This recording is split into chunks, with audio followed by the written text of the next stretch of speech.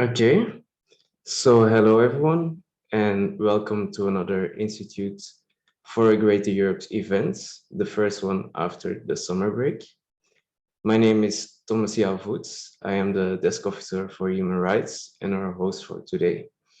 And I'm very happy to announce that we have a very special guest for tonight, someone who I might say has had a big influence on my career to date. So for those who don't know her, a short introduction.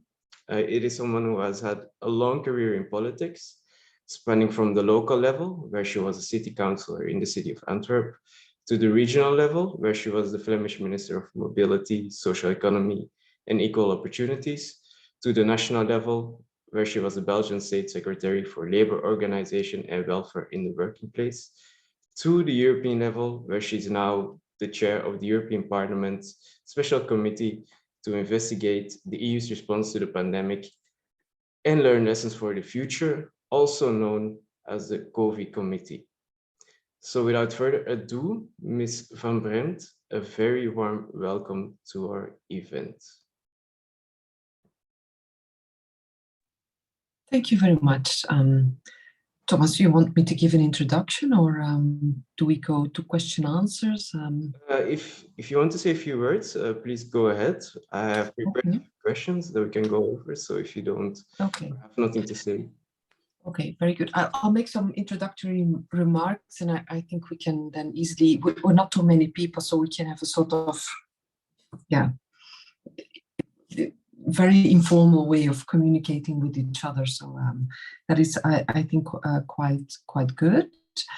The COVI committee has been installed since May of this year. I always have to think on all these years, when did the pandemic start? I have to say this political term in the European Parliament that started off in 2019 has been largely dominated by the pandemic, both in the practical way of working. All of a sudden, a parliament that lives from interaction, meeting up with each other, having fierceful debates, and all of a sudden was reduced to people online like we do today, and trying to get legislation through in that sense, which more or less killed the democratic debate. So that's also an important issue, I think. And after the heat of the pandemic we passed away from that, and we are now in the aftermath of the pandemic, and let's hope it will remain that way. I'm quite confident, but let's hope it remains that way. In any case, quite from the start of the pandemic, not in the first months, because then we were all like, sitting at home, wondering what was happening with our life. But if things started up again by the summer of 2020, and in the aftermath of the first lockdowns, I thought it was already very important that the European Parliament would play an important role in assessing this crisis. And that's what we did. We started the COVI committee to get into the details of the lessons learned at the European level.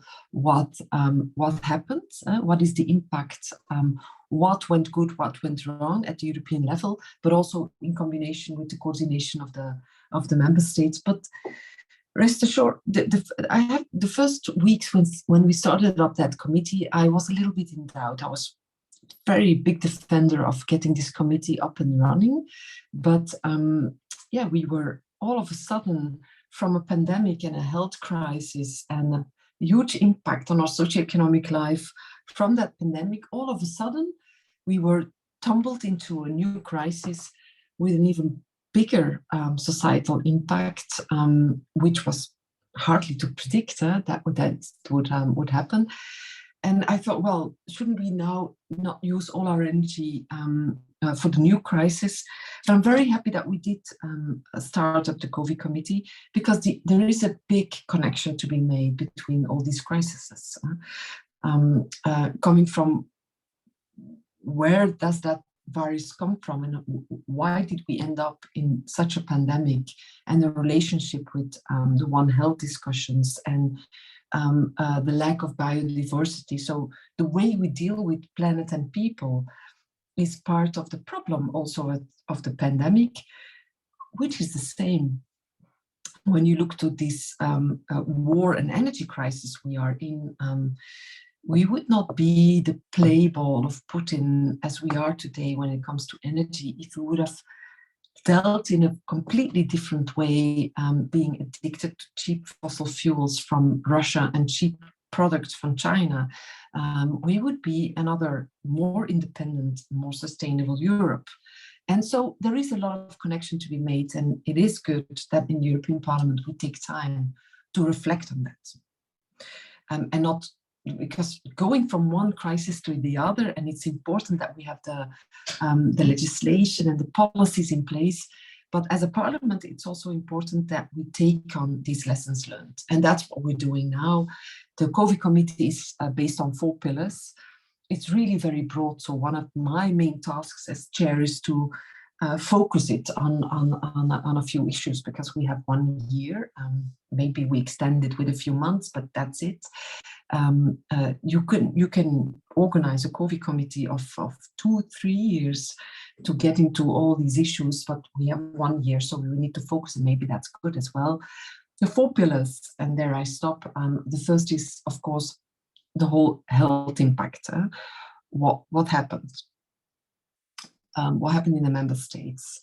Did the European Commission coordinate, as they should, that whole vaccination issue, the start of the vaccination strategy, the lessons learned there, the contracts, the global vaccination strategy? And that brings me to the second pillar, that is, we of course are part of the rest of the world, and we have responsibilities in the rest of the world. Did we take them? Did we take the good decisions? What happened over there? How can we prepare also the international community for the next crisis and the next pandemic, of whom experts say they will inevitably happen?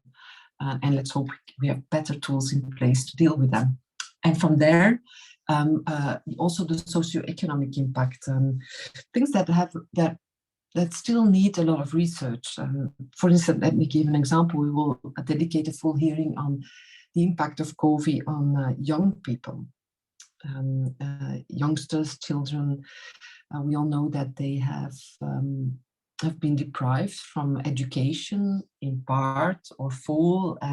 We know that it had a huge effect on their mental health, on their educational skills, but we don't fully know what is the complete impact of that. So that's the social economics, broader than children, of course, but I give that as an example. And the last pillar still in, we still need to start working on that, is the impact on democracy, the rule of law, human rights, issues like that. Voila. There's a lot of work ahead of us. We've done already part, but still a lot of work ahead of us.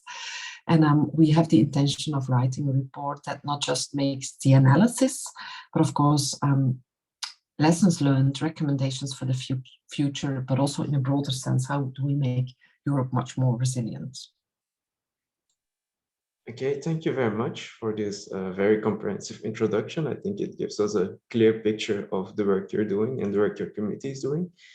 And maybe the first question that sprung to mind, after everything that you've done, what has brought you to decide on one day, I want to go into health, I want to focus on health, I want to become chair of the COVI committee?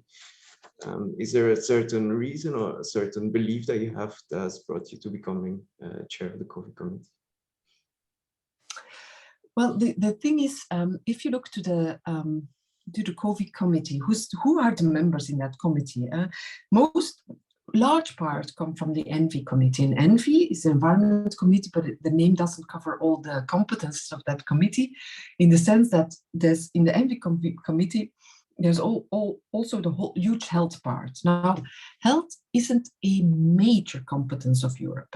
Most of the competences on health are at the national level, and we do have some research and some overarching legislation, but it's But of course, since the pandemic, health has been in the core of our attention and also the attention of the Commission. So it switched from a not so important competences in ENVI into a huge competence.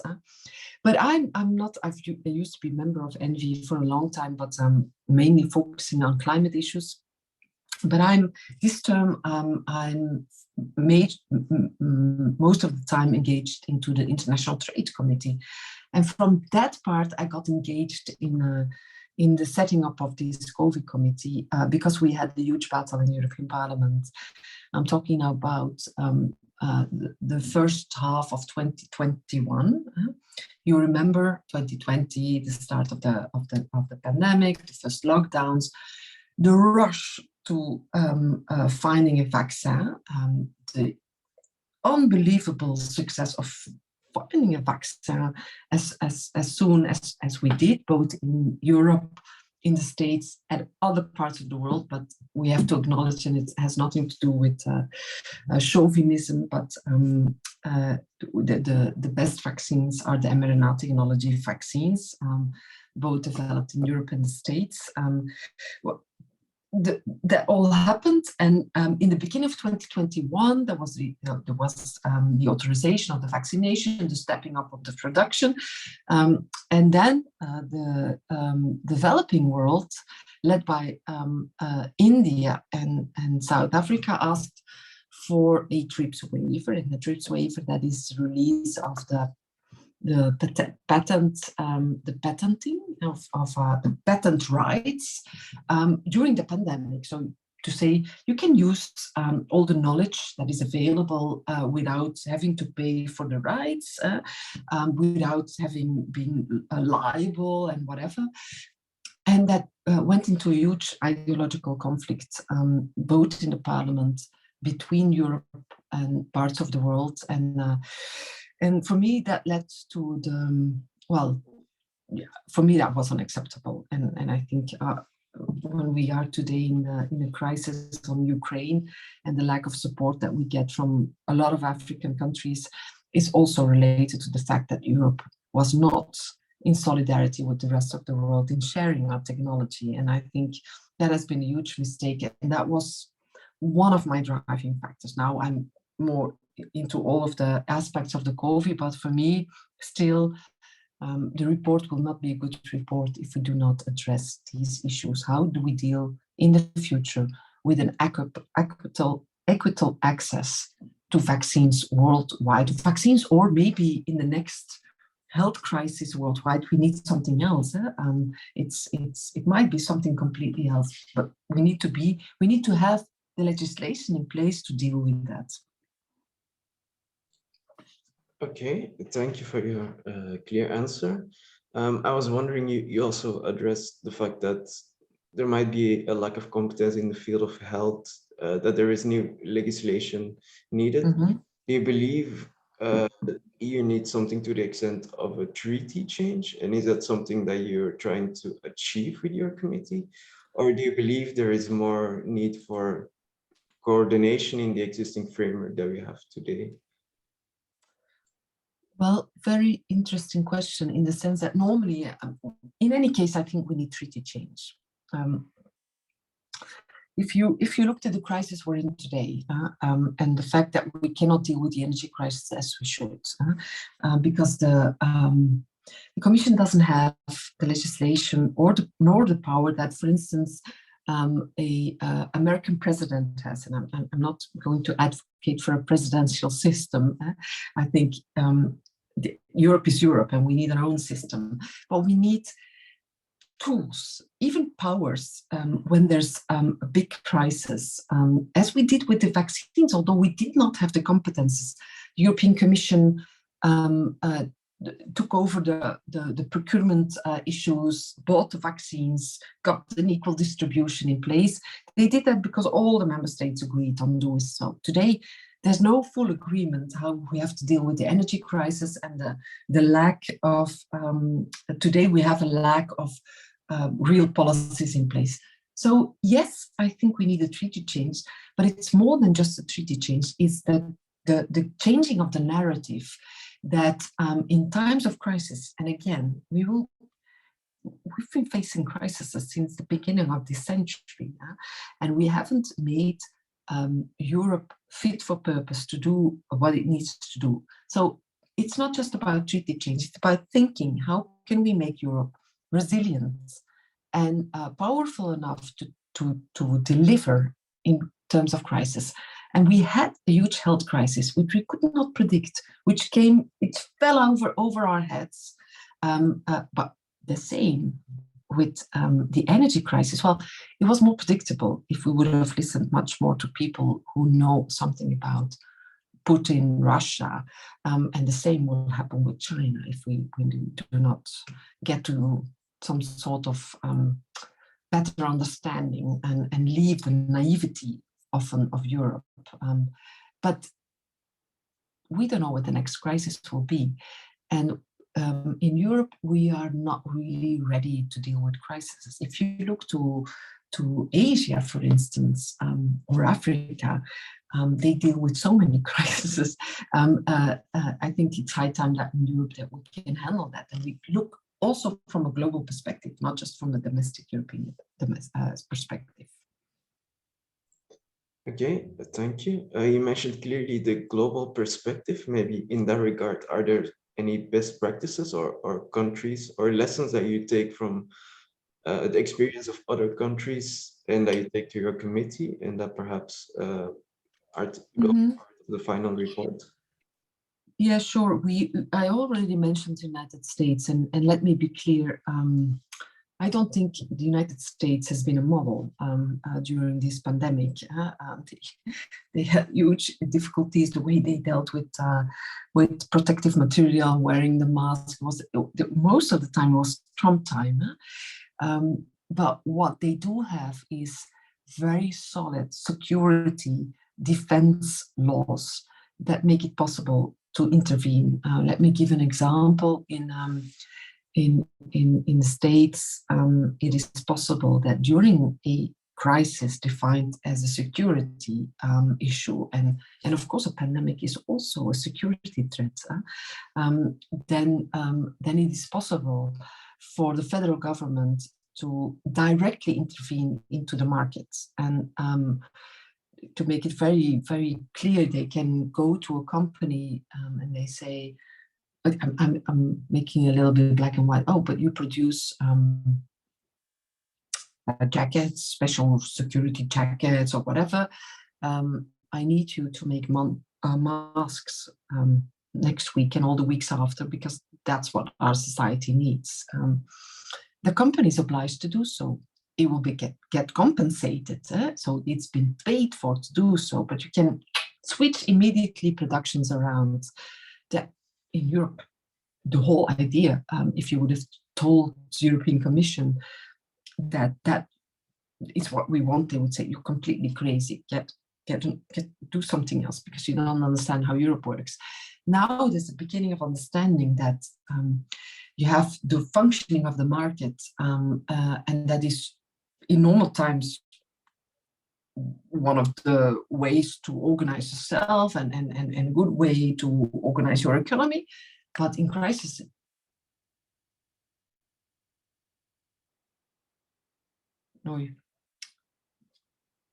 wacht, sorry.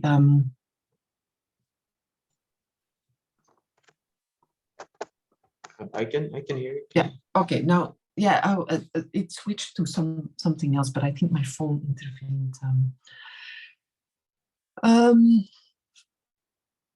Voilà. So the States, China, for instance, I'm not so big fan of China, but still, you can look to China for some lessons learned, in the sense that China very quickly came up with the vaccine. The vaccine was not so well functioning. It's sort of maybe an efficacy of 30 to 30%, depending on. Do you still hear me? Yes, I can hear you clear. Yeah. Okay. Again, they switched. Yeah. I should use my computer instead of my iPad. My iPad is connected to my phone, and if my phone starts ringing, then it comes to my iPad. So sorry for that. But the thing they did good is they immediately started a global network where on vaccine production with their vaccine. So they didn't say, this is our vaccine, this is our technology, and we're going to patent it. And they immediately said, everybody can use it, everybody can produce it. So in Morocco, for instance, they started producing, in Chile, they started producing. If we would have done that with our much better vaccine, with a better, much higher efficacy, we would have saved so many lives and got so much more goodwill of the African continent or the Latin American part of the world. And well, China they showed themselves as being, look, we have a vaccine, we share it with the rest of the world. And yeah, there's some lessons learned, yes. Okay, thank you. That's very clear. You addressed China, and looking at China, I think there is also the threat of misinformation and the effect that has on, for example, the opposition to measures such as getting vaccinated, or also a bit longer ago, lockdowns. I mean, in your opinion, and I guess that's also a topic that you're addressing, how could the EU better confront these threats in the future, and for example, in a future pandemic? What threats do you mean? Of misinformation, for example, by Okay. such as China, or with the whole situation in Russia, we also see that there's a lot of misinformation, hacking, and all those new cyber threats. Yeah, good question, but very difficult to answer since it's one of the issues that we will start discussing in our committee in January. So you see, we have full planning, and I hope to meet up a lot of experts who looked into the issue. What we know by now is that there has been a lot of disinformation. It is and was connected to parts of our society that also on other issues we're thinking in conspiracies, and so there's a lot of connection there. But even before the start of the war, there was a lot of influence from Russia coming to Europe, and especially in Eastern European parts, or former parts of the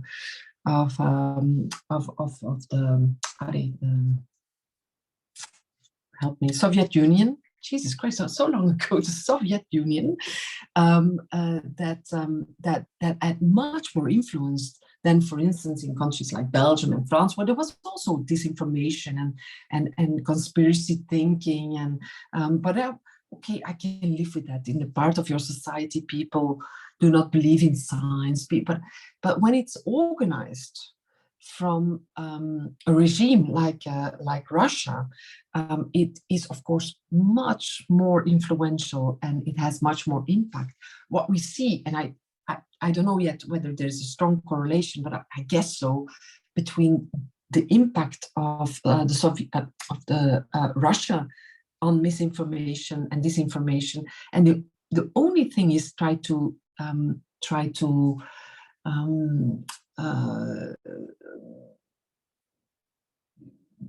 make the union less strong, make it weaker. The unity that we saw in the European Union during the Corona crisis, for instance, on the vaccines, to weaken that down, is the only reason why Russia is doing that, and to also support extreme right thinking, conspiracy thinking, that had a huge impact on the vaccination hesitancy in these countries. If you look like in Bulgaria, I think it was one of the lowest vaccination that we had in the whole of the European Union, but also in the Baltic states, for instance. So yes, there are things to be looked at, and how there's another special committee in the European Parliament of which we really will work together very closely on these issues, because they look into the more broader issue of the misinformation and disinformation in the European Union, like influencing election campaigns and elections.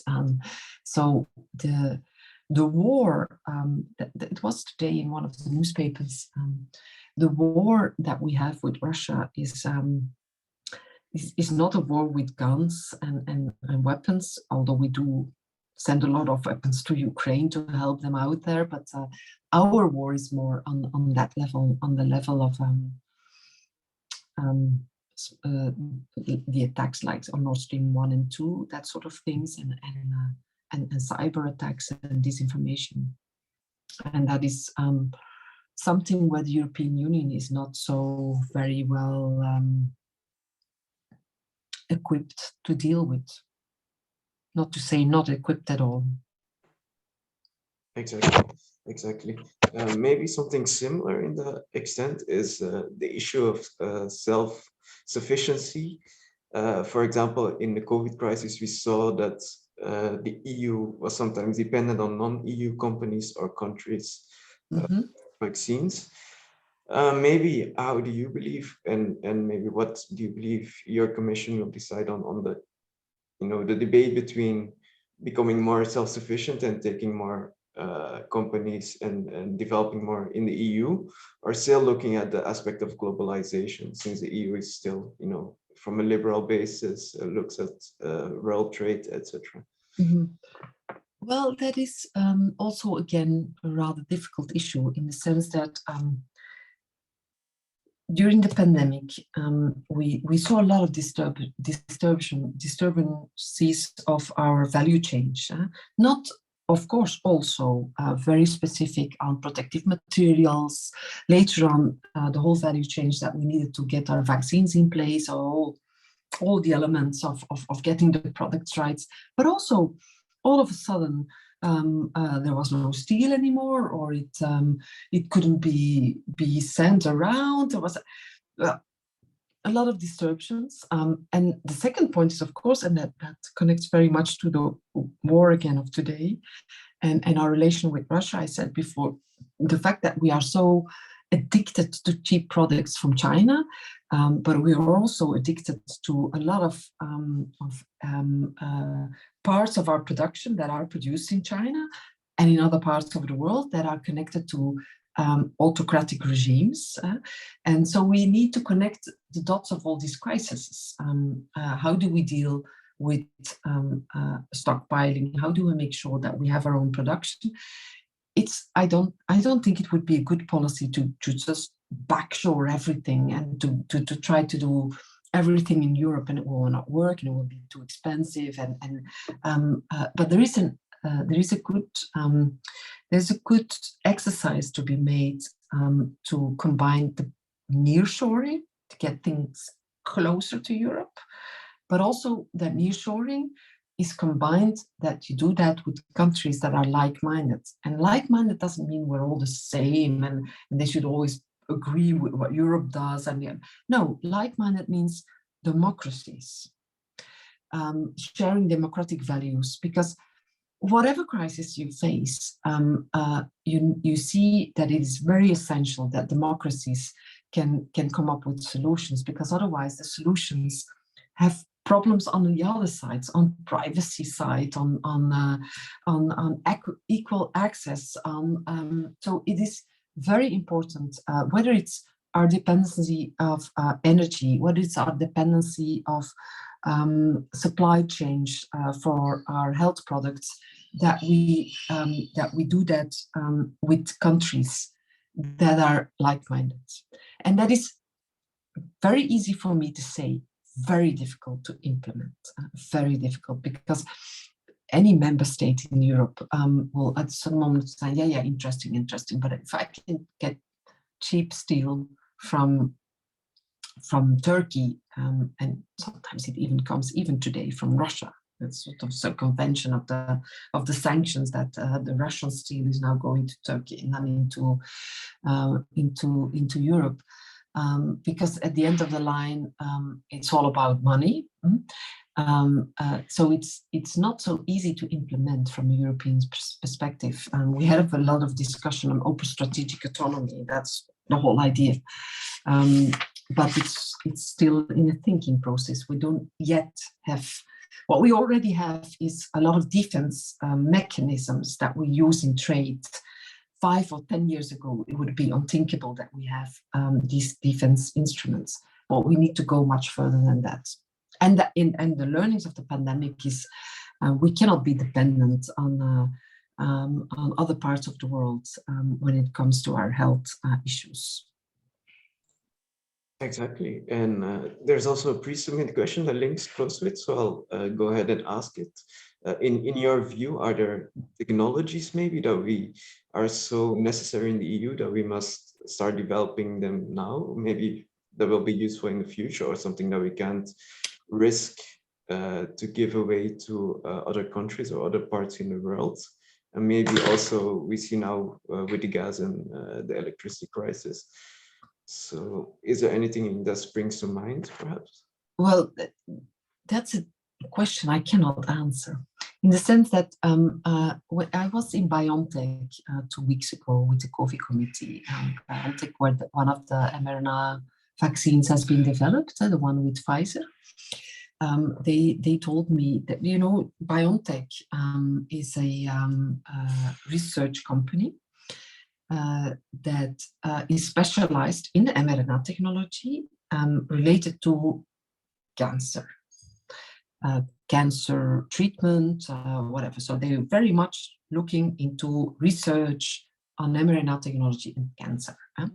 And then that virus came along, and very early in 2020, I think January 2020, before in Europe it has been taken seriously, researchers in BioNTech said, we need to look at it. We need to see whether or not the mRNA technology can be part of that solution. They have no experience in vaccines, none, zero. And they started looking. And one of the young researchers who have been told was there, but somebody else told me he's been very crucial in the development of the mRNA vaccine, BioNTech Pfizer. He wasn't even involved in the first research group to work on the vaccines. But he was at the COVID. That's why it's so interesting to be in that sort of meeting on the ground in these companies, because otherwise you don't get these stories. But it's important stories because they were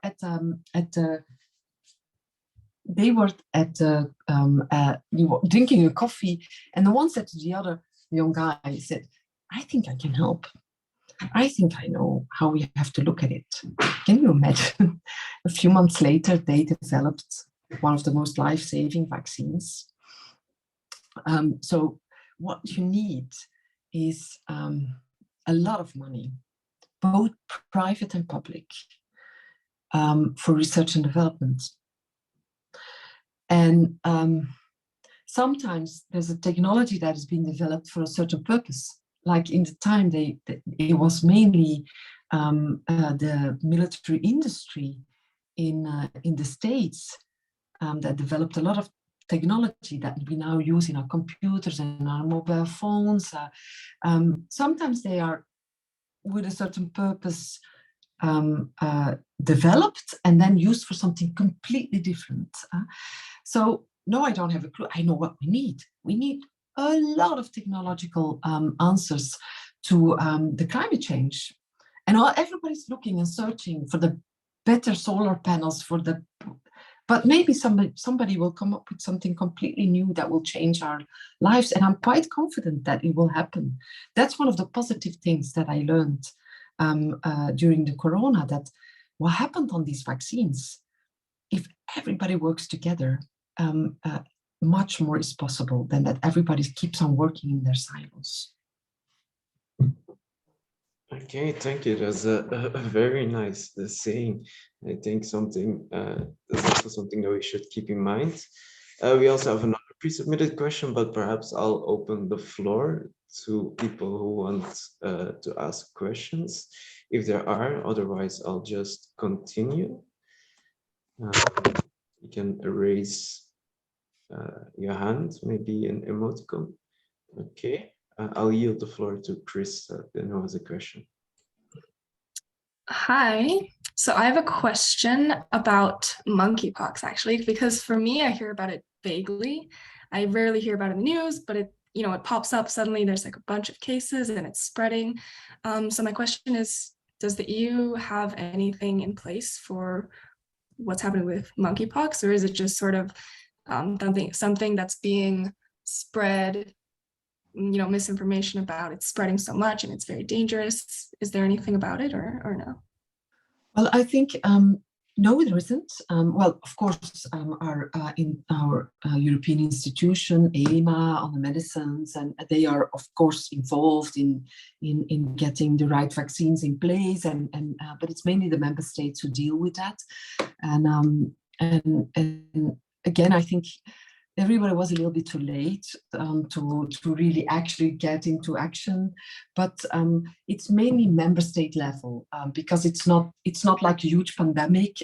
It's majorly the member states who take on board the issues on monkeypox.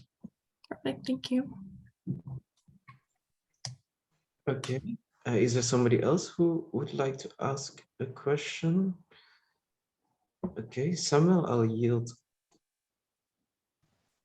Well, thank you very much for everything you've said so far. My question is about, you'd mentioned earlier about the Commission having the competence and the legislation to perhaps act with more force in future situations. Do you think that perhaps a common COVID policy across all of the book in terms of restrictions, in terms of lockdowns, would have been more effective rather than member states being allowed to develop individual policies, with federal states like Germany having each province having its own version of a federal policy? Do you think that that might have been more effective, even if some member states wouldn't have been maybe as willing to take that up at first? Very good question, and not very easy to answer, in the sense that I have to say Belgium, being a very complicated country with a lot of levels and sort of more or less got their coordination right, and most of the measures were implemented in the whole country, and it helped because it's not very nice. And I visited that. I live in Antwerp, close, a big city close to the Dutch border, and at a certain moment of time there was a lockdown in the Netherlands. And all the Dutch people just came and shop and eat and whatever in Antwerp. It was like, and of course, what I do not advocate is that there should be one Europe saying, now we all go in lockdown. Now we do this, now that. Oh, that would be horrible. You absolutely need regional decisions. But the regional decisions are not always the same as the member state borders, as I said about Antwerp, and then so there should be much more coordination, and Europe should at least have the ambition to send general recommendations how to deal with that. What does that mean? We tried that with the vaccine passport, the certificate, but it was not easy because it's all member state level competences. So yes, we need to think, how can we have better coordination without having Big Brother Europe deciding on everything? That would not work. But now you had, like in the energy crisis now, you have all these member states taking all these decisions, and they often contradict with one another and are counterproductive in that sense. So, but it's a learning process. And again, it's not, I don't want Big Brother Europe deciding on who does what. I absolutely think it's good that there are decisions being taken at a regional or national level, but it's not always connected to the borders as we know them now. Okay, are there any more questions from the floor? I don't. Not Philip. There are any more questions? So perhaps then I'll just go on. I We have don't have to go on until the end. If no. I have actually two more questions. One two more questions. submitted Okay. and one of my own. Okay. The one of my own is it relates actually to the recent elections in Sweden and Italy, where we see, you know, the rise, I would say, or a greater influence of conservative towards extreme right politics. Do you believe that might have an influence on the work you're doing in your commission, in the sense that they might try to water down your final report, or they might go against? No. This is a report that we write in the European Parliament, and the political balance in the European Parliament will not change until the next elections, and we'll see where we get. So, of course, it's not as if the Council doesn't play any part. Of course, they will, and but not in our report. So, no, I don't see any implication of the strange election results in Italy. It will have huge effect in the Council, and it will have huge effect on how we deal in Europe. But we have to deal with it. It's also democracy, yeah. But on the COVI committee, no.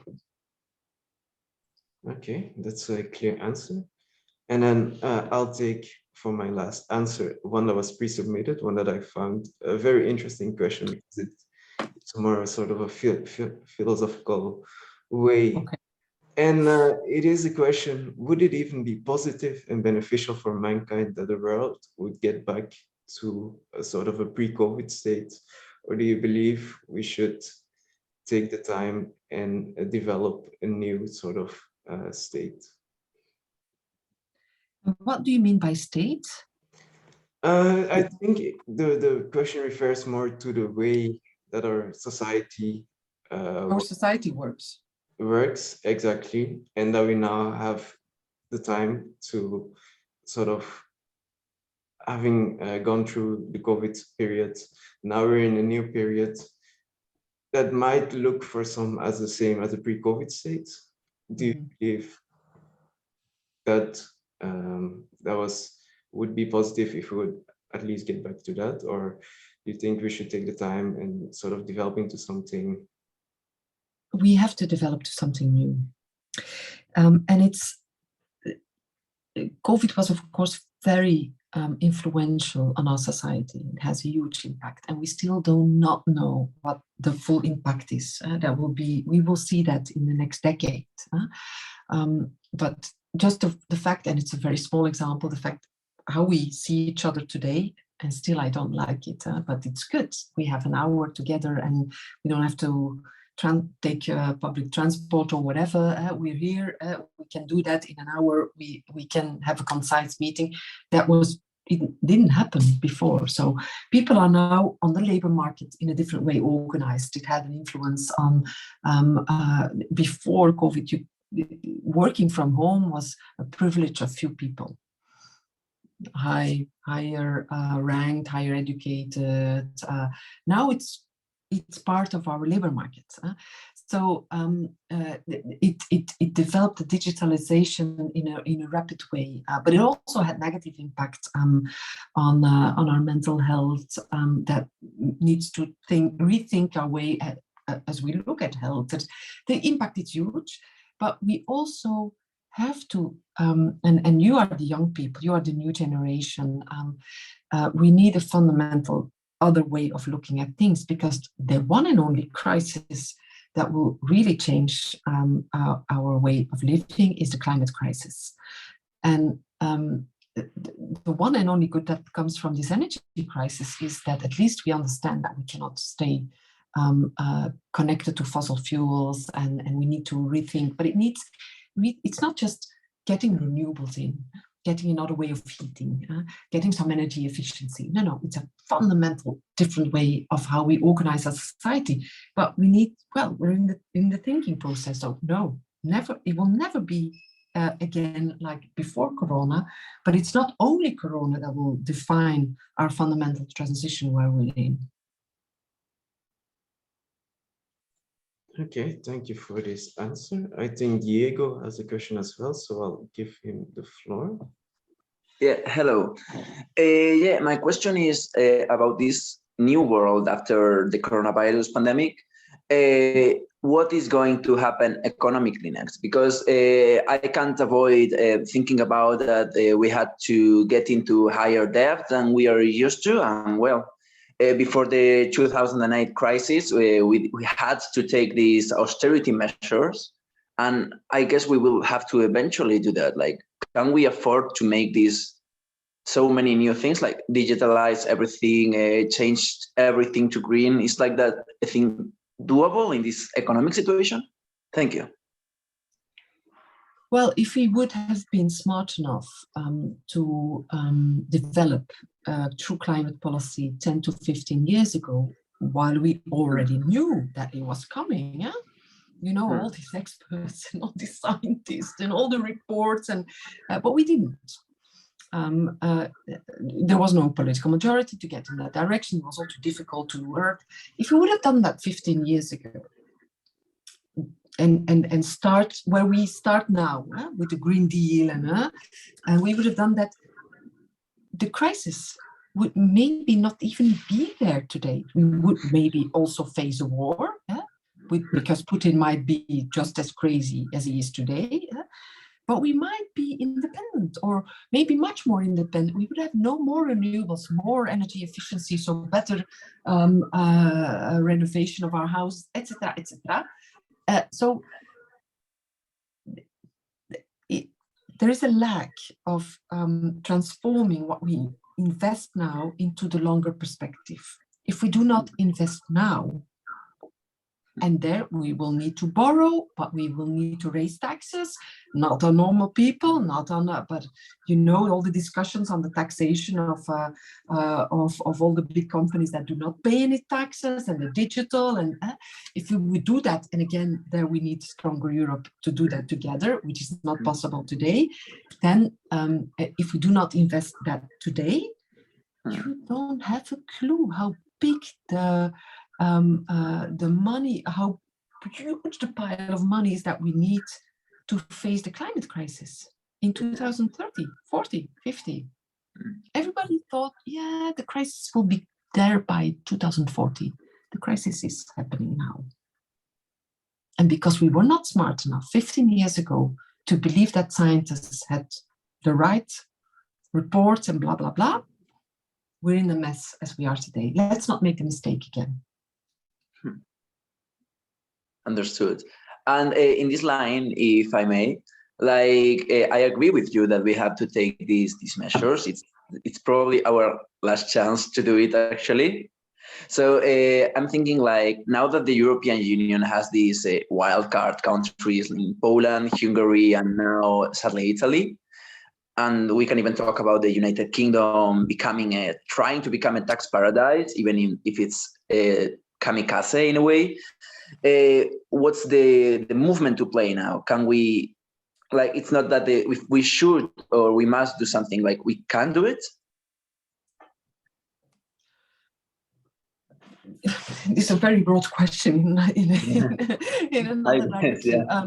Yes, and we are doing it. We've never been so firm as we are in developing new tools within the European Union to make sure that countries like Hungary and Poland, although Poland today is a different country because of the war, and they sort of, they took a step back in the alliance with Hungary. But we do have a lot of new tools in place to say to countries like Hungary, this is the line, do not pass it. And he needs to fix it. And of course, in Europe, we will not change the regime in Hungary. It's the people in Hungary that needs to change the regime. But we can draw the lines. With UK, it's an interesting question. I see what I see as you, what Liz Truss is doing now. It's completely and utterly stupid. But it might create a lot of frictions with the European Union because they are creating that fiscal paradise they promised in the agreement that we made with them with the Brexit, that they would not do that. So they're also absolutely in breach with the agreement with the European Union. So it will create a lot of tensions. But I know that the European Union is strong enough to stand on its own and not to be threatened by the UK. It will never threaten on us on another part, and not military or aggressively. But I think the UK is mainly digging its own grave, I have to say. Yeah. And it's really sad because I have a lot of British friends. Well, it's a matter of changing government, I guess. Yes. But yeah, thank you for answering my questions. It will happen. Okay. Okay, Thomas, what do you think? Yeah, I'm so hungry. Yeah, I understand. I'm also getting hungry. So, and I don't see any more questions. So I'll say a very big thank you for coming here. I think you addressed a range of issues, economically, environment, health. So we got a great background into the committee, into the work you're doing, into your views. So I think we can all give a round of digital applause. Before I end this recording, I have one announcement to make, and that is that our next event will be a very special one, and that is our big Greater European Conference, which will be on the 15th of October at the Brussels School of Governance.